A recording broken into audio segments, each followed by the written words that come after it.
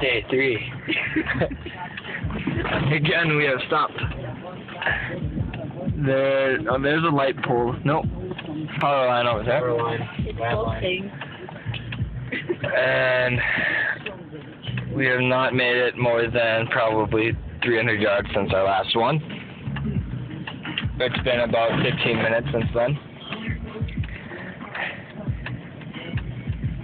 And I think the winds are about up to 80 right now. 80 knots. Goddamn Kirk. Knots. Definite time knots.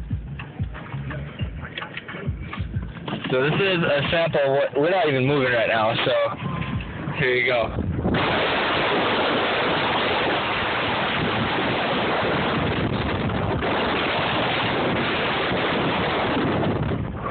But, oops, sorry. I don't think there's going to be an end to this day.